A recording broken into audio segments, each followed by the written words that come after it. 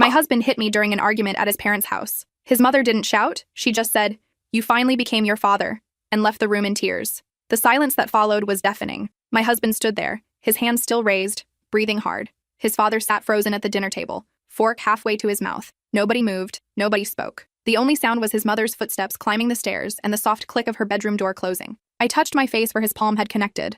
My cheek was hot, throbbing. This wasn't supposed to happen. Not here.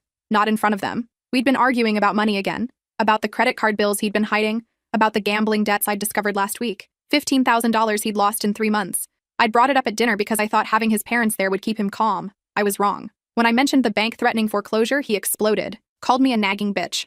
Said I was trying to embarrass him. Then his hand flew. Now his father stood up slowly, his chair scraping against the hardwood floor. "You should leave," he said to me. Not to his son. To me. "Before this gets worse."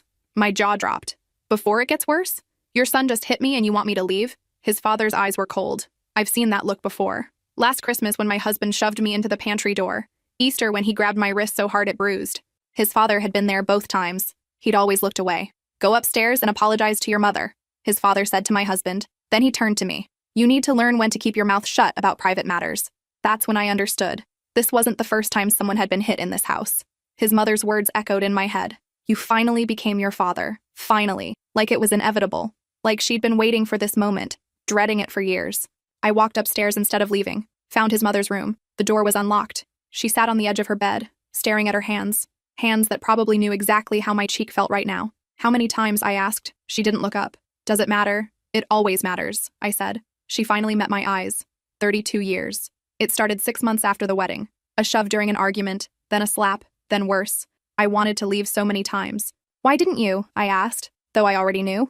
I'd asked myself the same question 100 times. She stood and walked to her dresser, pulled out an old jewelry box. Inside were dozens of photos. Her with black eyes, split lips, bruises on her arms. "I documented everything," she whispered. "Thought maybe one day I'd be brave enough." Then years passed. I had 2 sons. No job. No money of my own. No way out. She handed me the box. "Take these. Don't make my mistake." I stared at the photos. Saw my future in every image. That's when I heard footsteps in the hallway. The bedroom door flew open. My husband stood there, his face red with rage. "What are you doing in here?" he demanded. His mother stepped between us. "I'm showing her what's waiting if she stays." His expression changed. Shock. Then something darker. "You told her. After everything I do for you, you're turning my wife against me." "I don't need to turn her against you," his mother said quietly. "You did that yourself tonight." He lunged forward. I grabbed the jewelry box and ran. Made it to my car before he caught up. He yanked the door open, tried to pull me out. I screamed. A neighbor's porch light came on. He let go, backing away. Called me crazy. Said I was overreacting. Said it was just one slap and I was acting like he'd beaten me. I drove to my sister's house with the jewelry box on the passenger seat. Spent the night looking through 32 years of evidence. Every photo was dated on the back. Some had notes. 4th anniversary, Christmas 1998, Mother's Day 2003. His mother had been keeping a record of her own abuse for 3 decades. The next morning, my phone exploded with messages. My husband, his father, his brother, all saying the same thing. "Come home. Work this out. Don't throw away your marriage over one fight." His mother sent one text. "I'm sorry I never had your courage." I called a divorce lawyer that afternoon. The consultation was free. I brought the jewelry box. The lawyer's face went pale as she looked through the photos. "This is extensive documentation," she said. "But these aren't of you." "I know," I said. "But I don't want to spend the next 30 years creating my own collection." She handed me papers to file a protective order. That night, I went back to the house with a police escort to get my things. My husband was there with his father. Both of them calm now. Reasonable. My husband apologized. Said he'd been stressed. Promised it would never happen again. His father nodded along. Said every marriage has rough patches. Said his wife was filling my head with nonsense from her own failed expectations. I looked at my husband. Really looked at him. Saw his father's eyes staring back at me. "You finally became your father," his mother had said. The truth was worse. He'd always been his father. I just hadn't wanted to see it. I packed 3 suitcases while they watched. My husband kept apologizing. Kept saying he loved me. Kept promising counseling, therapy, whatever I wanted. His father stood in the doorway with his arms crossed. "You're making a huge mistake," he said. "Walking away from a good man over one incident. Good men don't hit their wives," I said. He laughed. Actually laughed. "You women are all so dramatic. My wife never complains, and we've been married 32 years. That's because she's terrified of you," I said. The look on his face told me I was right. He stepped toward me. My husband grabbed his arm. "Dad, don't." The police officer cleared his throat. "Time to go, ma'am." I dragged my suitcases to the car. As I drove away, I saw my mother-in-law watching from the upstairs window. She raised one hand in a small wave. Goodbye or good luck, I couldn't tell. My sister let me stay in her spare room. She'd been married once, too. Her ex had been controlling, isolating, emotionally abusive. She understood in ways our other siblings didn't. The first week, I barely left the bed. Depression hit hard. I'd been with my husband for 6 years, married for 3. I kept thinking about the good times, the early dates, the proposal, our wedding day. He'd been perfect then, attentive, loving, kind. When had that changed? But my sister helped me see the truth. She pulled out old photos from family gatherings, made me look at them with new eyes. There, at my bridal shower, a photo of me with a bruise on my upper arm. I'd said I bumped into a door. There, at Thanksgiving 2 years ago, me wearing long sleeves in 80-degree weather to hide the fingerprints on my wrists. There, at my birthday party, me flinching when my husband reached for me too quickly. The signs had always been there. I'd just gotten good at hiding them, at hiding from them. My sister showed me more. Text messages I'd sent her over the years. Subtle cries for help I didn't even recognize at the time. "Remember when I told you he gets stressed easily?" one message read. "When I said he has a temper but never means anything by it. When I made excuses for the holes in our walls, the broken dishes, the shattered phone screen. I'd normalized it all. Made myself believe it was normal couple stuff. Everyone fights, right? Everyone has bad days." Wrong. My sister's husband had never put a hole in their wall. Never broke anything in anger. Never made her afraid to bring up difficult topics. She made me see that what I'd lived with wasn't normal, wasn't acceptable, wasn't love. The protective order went through. My husband violated it 3 times in 2 weeks. Showed up at my work, waited outside my sister's house, sent his mother to talk to me at the grocery store. Each violation was documented. Each one added to the case. My lawyer said we had enough to file criminal charges. I wasn't sure I wanted that. Then my sister showed me a text from my mother-in-law. "Your husband came by the house today. He put a hole in the wall. His father told him that's what real men do. Show their women who's in control." I filed the charges that afternoon. The text message haunted me. I kept thinking about my mother-in-law watching her husband teach their son to be violent, watching the cycle perpetuate, feeling powerless to stop it. She'd tried once, she told me later. When my husband was 15, she'd packed bags for both her sons, made it to a women's shelter. But her husband found them within 3 hours, dragged them home. The beating that night was the worst she'd ever experienced. Her sons watched through a crack in the door. She never tried to leave again, until now. The court process was brutal. My husband hired an expensive lawyer who tried to paint me as unstable. They brought up the anxiety medication I'd been prescribed, the therapy I'd briefly attended. They suggested I was the abusive one, that the slap had been self-defense.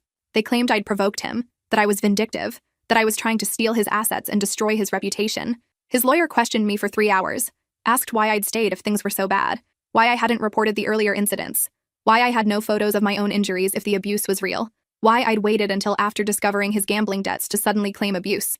The implication was clear. I was a gold digger, a liar, a woman scorned who wanted revenge. I sat in that witness box and answered every question. Explained trauma bonding. Explained why victims don't always document. Explained how abuse escalates gradually until you don't recognize your own life anymore. Explained that discovering financial betrayal had simply been the final straw, not the cause of false accusations. The lawyer smirked, asked if I'd gotten all this information from the internet, from support groups, from other bitter women who wanted to believe they were victims instead of taking responsibility for their choices. That's when my mother-in-law did something incredible. She testified, brought her jewelry box of photos, told the court about 32 years of abuse, about watching her son learn violence from his father, about knowing this day would come and feeling powerless to stop it, about documenting everything because somewhere deep down, she knew the truth would matter someday. She described specific incidents. The time her husband broke her nose because dinner was cold. The time he dislocated her shoulder because she questioned a credit card charge. The time he gave her a concussion because she'd gone to her sister's house without asking permission. She described how her sons witnessed most of it, how they learned that this was normal, that this was what marriage looked like. She talked about the first time she saw her oldest son shove his girlfriend. He was 17. His father had laughed, said, "That's my boy." Told him to never let a woman think she's in charge. She'd pulled her son aside later, begged him not to become his father. He'd looked at her with cold eyes just like his father's. Said she was weak, said real men don't let women control them. The courtroom was silent as she spoke. Several jurors were crying. My husband sat stone-faced. His father looked furious. When she finished, my husband's lawyer had no questions. What could he ask? How do you cross-examine 3 decades of documented abuse? The judge listened to everything. Then he asked my father-in-law one question. "Sir, did you ever strike your wife?" My father-in-law shifted in his seat. "That's private family business, Your Honor." The judge's expression hardened. "Did you ever strike your wife?" My father-in-law glanced at his lawyer. "Once or twice. Early in the marriage." The judge turned to my mother-in-law. "Ma'am, is that accurate?" She looked at her hands. "No, Your Honor. It was regular. For 32 years. I have documented evidence of 147 separate incidents." The courtroom erupted. The judge banged his gavel, called for order, asked if she was certain of that number. She nodded. "I kept count, Your Honor. Every single time. I thought if I ever found the courage to leave, I'd need proof. People don't believe women like me. They ask why we stayed. Why we didn't leave sooner. why we didn't fight back. But I have proof. 147 incidents over 32 years. That's an average of 4 to 5 times per year. Some years were better. Some were much, much worse. She described keeping the jewelry box hidden, moving it between different hiding spots because her husband went through her things regularly, how she developed a system. Take the photo, date it, hide it, pretend everything was fine. She'd taken most of the photos herself using the timer on a camera. Some were taken by her sister during rare visits. A few were from emergency room visits where sympathetic nurses had documented injuries. The judge ordered a recess. When we returned, he'd made his decision. Protective order extended indefinitely. Restraining order for both my husband and his father. Mandatory anger management and domestic violence intervention programs. And the divorce would proceed with me getting the house, the car, and most of our assets due to marital misconduct and financial deception. My husband looked shocked. His father looked furious. His mother looked free. After the hearing, she approached me in the parking lot. "Thank you," she said. "For what?" I asked. "For being brave enough to leave? For showing me it's possible." I realized if you could leave after one slap, I could leave after 147. 2 weeks later, she filed for divorce. Her husband of 32 years. The man who'd beaten her 147 times. The man who'd taught their son that violence was normal. She moved out the same day she served the papers. Came to stay with me and my sister while she figured things out. We spent evenings in my sister's living room. 3 women who'd escaped. 3 women rebuilding. My mother-in-law got a job at the library. First job she'd had since before getting married. She was 54 years old and learning how to be independent. Some days she was terrified. Some days she was excited. Most days she was both. She started therapy. Started processing 3 decades of trauma. Started understanding that what happened to her wasn't her fault. Her therapist explained something called learned helplessness. How years of abuse train your brain to stop fighting back. To accept that escape is impossible. To survive by being small and quiet and obedient. My mother-in-law had spent 32 years in survival mode. Now she had to learn to live instead of just survive. It was harder than she expected. Freedom felt overwhelming. Choices felt paralyzing. She'd call me in the middle of the night sometimes, panicking because she'd bought the wrong brand of coffee, because she'd watched a TV show her ex-husband hated, because she'd stayed out past 10 o'clock. I'd remind her that she could buy any coffee she wanted, watch any show, stay out all night if she chose. She didn't need permission anymore. She was free. But freedom came with complications. Her younger son, my husband's brother, sided with their father, called her a traitor, said she destroyed the family, said she was abandoning them. He didn't speak to her for 6 months. It broke her heart. She'd hoped both her sons would understand, would support her decision, would see that she'd done what she needed to survive. But her younger son only saw betrayal, only saw his mother choosing sides, only saw the family splitting apart. I understood his perspective even if I didn't agree with it. He was 28, had spent his entire life watching his father dominate his mother, had learned that this was normal, that this was what marriage looked like. His own relationships followed the same pattern. My mother-in-law had tried to warn his girlfriend once. The girlfriend had laughed, said she could handle herself. 6 months later, she'd moved out with a black eye and a restraining order. My divorce finalized 6 months later. The house sold quickly. I used my half to buy a small condo near my sister. My ex-husband moved back in with his father. According to mutual acquaintances, they spent their days drinking and complaining about ungrateful women, about how the courts favored females, about how one mistake had cost him everything. They called me vindictive, said I'd ruined his life, said I'd manipulated his mother, turned her against her own family. The irony was thick. I'd ruined his life by leaving after he hit me, but his father hadn't ruined his mother's life despite hitting her 147 times. The double standard was stunning. Men were allowed to be violent. Women weren't allowed to leave. My mother-in-law's divorce took longer. More assets to divide. More years to untangle. Her husband fought everything. Claimed she'd abandoned him. Claimed she was mentally unwell. Claimed the photos were fake. Staged. Claimed she'd hit herself to frame him. The claims were absurd, but they dragged out the process. Months became a year. Then longer. She remained patient. For the first time in her life, she wasn't in a hurry to please someone else. Wasn't compromising to keep the peace. She wanted everything she was entitled to. Every penny. Every asset. Every form of compensation for 32 years of hell. Her lawyer was fierce. A woman who specialized in domestic violence cases. She'd seen everything. Heard every excuse. Every justification. Every attempt to manipulate the system. She told my mother-in-law that most abusers use the court system as another form of control. Drag out proceedings. File frivolous motions. Anything to maintain contact with their victims. Anything to make them suffer a little longer. My father-in-law fit the pattern perfectly. 1 year after that night at dinner, the 3 of us went out to celebrate. My sister's divorce anniversary. Mine was approaching. My mother-in-law's would be final in 3 months. We raised our glasses at a fancy restaurant. To being free, my sister said. To being brave, I added. My mother-in-law smiled. To being believed. We clinked glasses. That's when I saw him, my ex-husband, sitting at the bar with a woman who couldn't have been older than 25. She laughed at something he said, touched his arm, leaned in close. I felt my stomach drop. My sister followed my gaze. Oh, hell no, she muttered. My mother-in-law turned to look. Her face went pale. We should leave, I said. We should finish our dinner, my mother-in-law said firmly. We have every right to be here. She was right. We stayed, ate our food, talked, and laughed, pretended we didn't notice him. But I saw him glance our way several times. Saw his expression darken when he realized who we were with. Saw him say something to his date. They left before dessert. I watched them go. Watched him put his hand on the small of her back, guide her toward the exit. The gesture looked protective, caring. I remembered when he used to do that to me, before the guidance became grabbing, before the protection became control. I wondered if she knew what she was getting into. Wondered if he'd told her about his crazy ex-wife, about the bitter divorce, about the false accusations. I knew he had. Men like him always paint themselves as victims. The young woman contacted me 3 months later, found me on social media, said my ex-husband had mentioned his crazy ex-wife who'd ruined his life over one mistake, but she'd been doing research, found the court records, found my mother-in-law's testimony, found the restraining orders. She wanted to know if it was all true. We met for coffee. I brought my mother-in-law. We told her everything, showed her the jewelry box of photos, explained the pattern, the escalation, the excuses, the promises. She listened quietly. Then she started crying. He grabbed my wrist last week, she admitted, left bruises. But he said I'd provoked him, said I should know better than to question him when he's stressed. The words were identical to what I'd heard, what my mother-in-law had heard. The script never changed. Only the actresses did. We told her to leave. She said she loved him, said he was different with her, said she could fix him, said she understood him in ways I never had, said his trauma from his childhood made him act out sometimes, said he was getting better, going to therapy, working on himself. I recognized every excuse, had made them all myself once. My mother-in-law held her hand. You can't love someone into changing, she said gently. Believe me, I tried for 32 years. They have to want to change. And men like my son, men like my ex-husband, they don't want to change. They just want someone to control. The young woman pulled away, said we were bitter, said we wanted him to be alone, said we couldn't stand seeing him happy. She left the coffee shop. We sat in silence.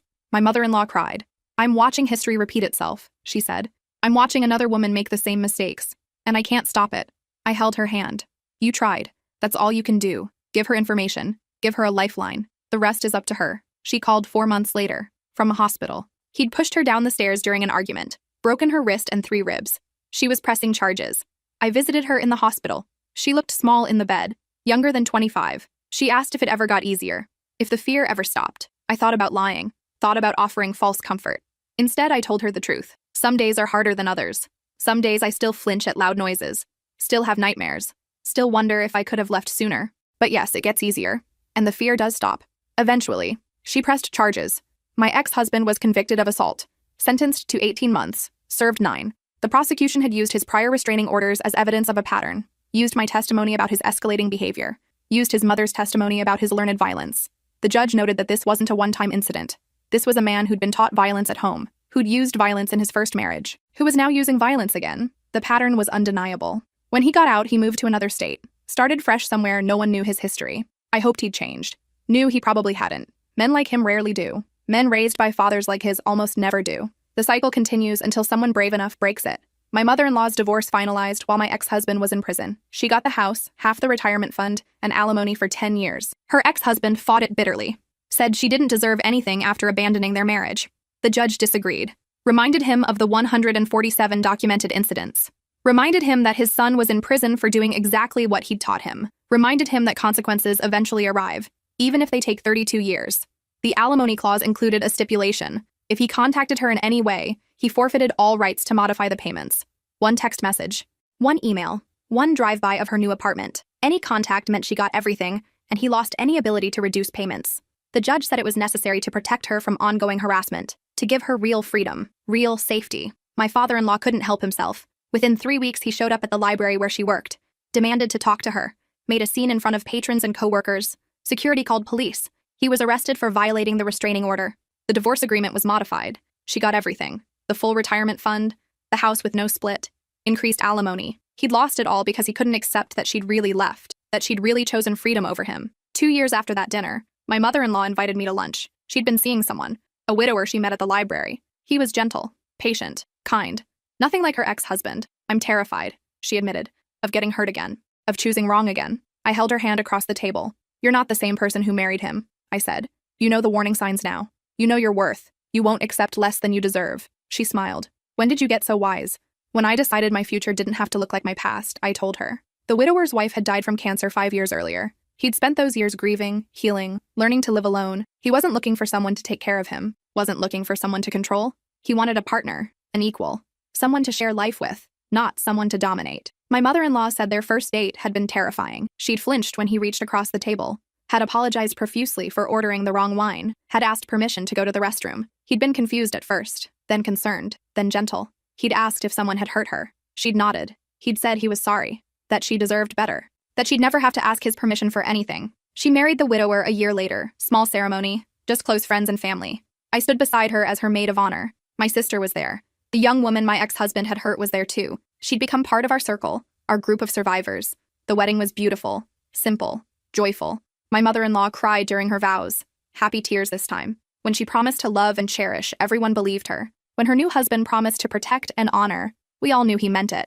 I watched her during the reception, dancing with her new husband, laughing freely. No fear in her eyes, no looking over her shoulder, no calculating whether she'd done something wrong. She looked 20 years younger, looked like the woman she might have been if she'd never married my father-in-law, if she'd never spent 32 years walking on eggshells, if she'd never had to document 147 incidents of abuse just to prove she deserved to leave. My ex-husband sent a letter after hearing about his mother's remarriage, blamed me for destroying his family, said I'd poisoned her against him, said I'd ruined his life, said she'd been a good wife and mother until I corrupted her with feminist nonsense, said the jewelry box was probably my idea, that I'd probably helped her fake the photos.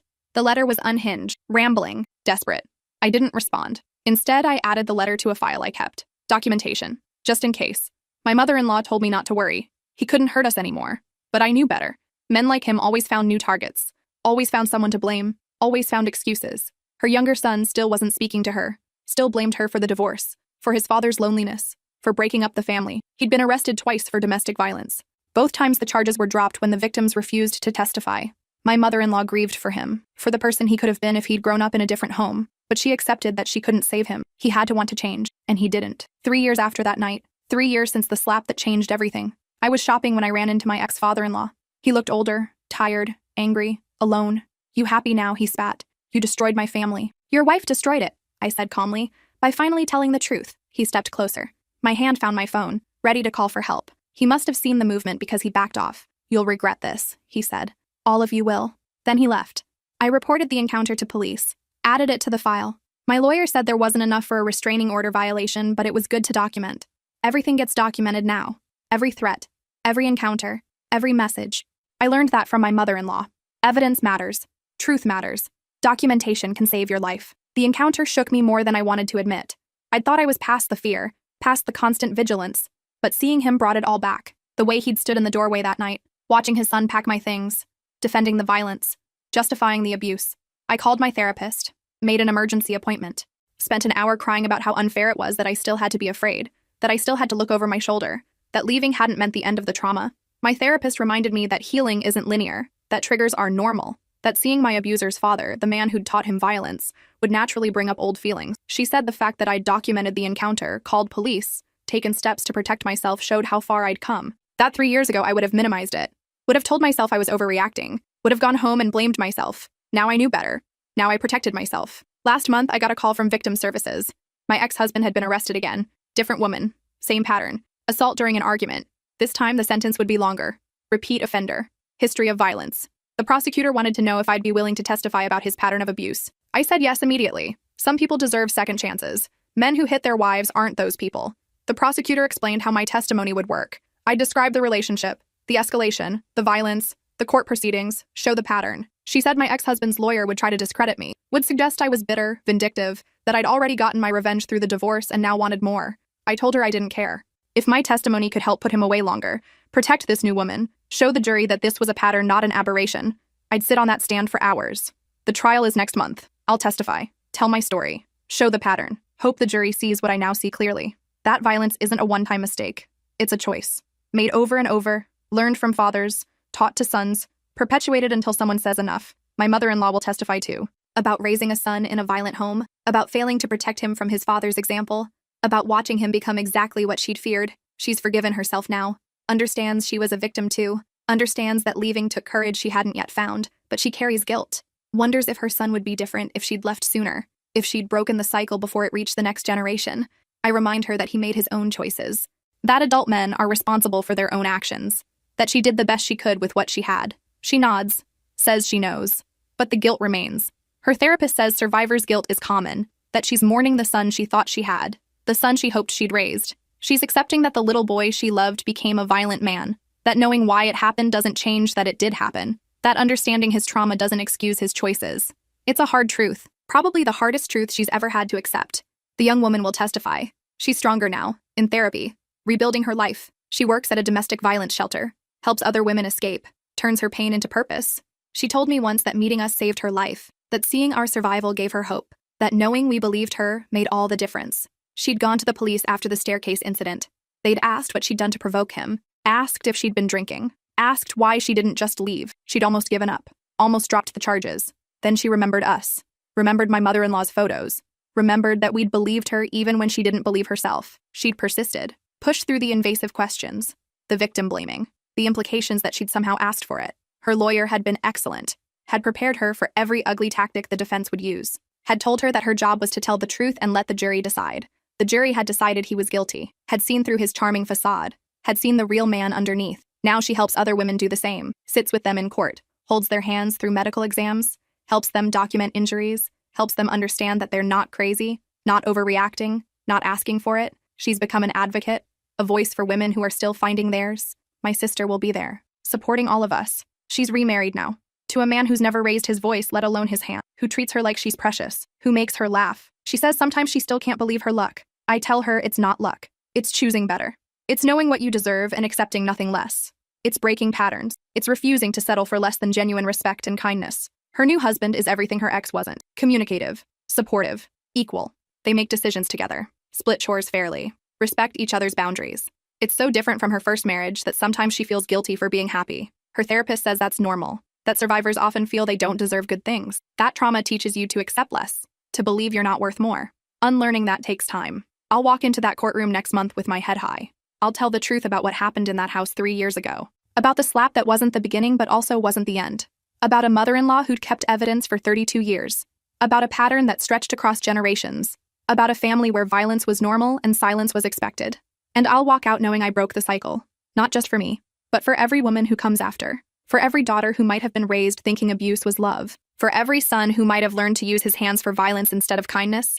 The prosecutor told me there might be other women, other victims who haven't come forward. She said my testimony might give them courage, might help them see they weren't alone, might help them understand that the pattern wasn't their fault. I hope she's right.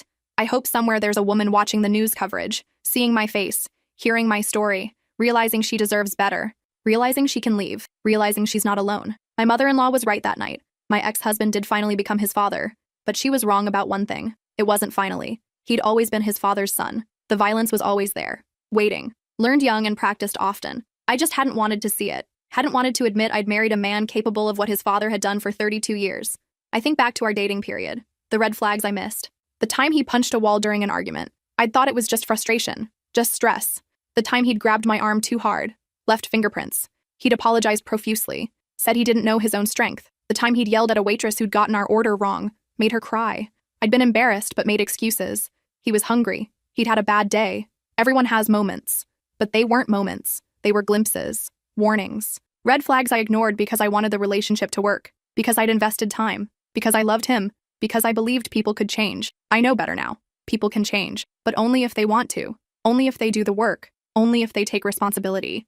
My ex-husband did none of those things. He blamed everyone else, his stress, his job, his childhood, me. He took responsibility for nothing. Now I see clearly. And I'll spend the rest of my life making sure other women see clearly too, before they invest 6 years, before they say I do, before they find themselves on the wrong end of a hand they once held tenderly. Because that slap at dinner wasn't a mistake. It was a revelation, not of who he'd become, but of who he'd always been. I've started speaking at domestic violence prevention workshops, telling my story, answering questions. I talk about the warning signs, the escalation, the excuses. I talk about how abuse doesn't always start with hitting, how it starts with control, with isolation, with jealousy disguised as love, with small violations of boundaries that grow larger over time. Women come up to me after, tell me their stories, ask if what they're experiencing counts as abuse, if emotional manipulation is as bad as physical violence, if they're overreacting. I tell them all the same thing. If you're asking the question, you probably already know the answer. Trust your gut. Trust your discomfort. Trust your fear. Those feelings are trying to protect you. Some women aren't ready to hear it. They make the same excuses I made. He's stressed. He doesn't mean it. He loves me. He's getting better. I understand. I was there once. All I can do is plant the seed, give them information, Let them know they're not alone. Give them my number. Tell them to call anytime. Some do, some don't.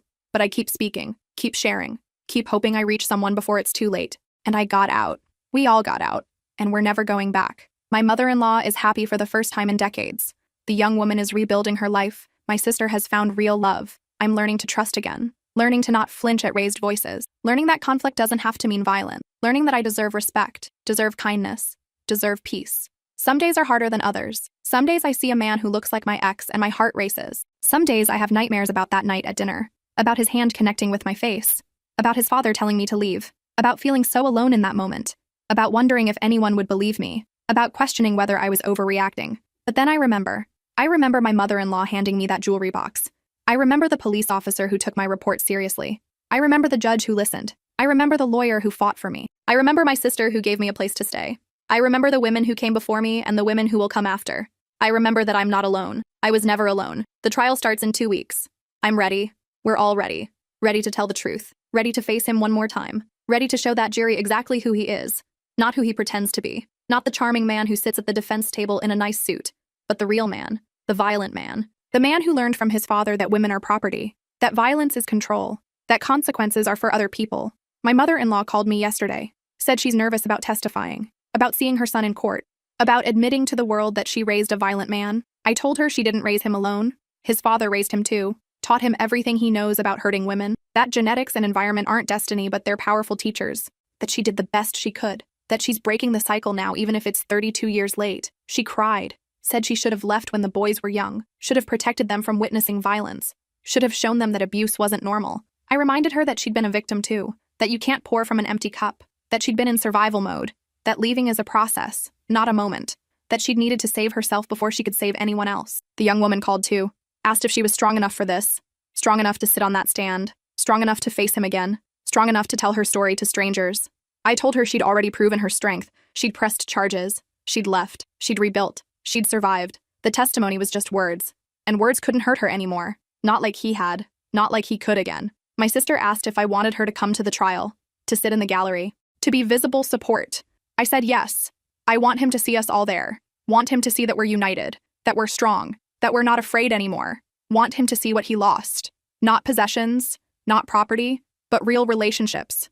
Real love. Real family. The things he never knew how to value. 2 weeks until the trial. 2 weeks until I face him again. 2 weeks until I tell a room full of strangers about the worst moments of my life. 2 weeks until I relive trauma I've spent 3 years trying to heal from. But I'll do it. Because that woman deserves justice.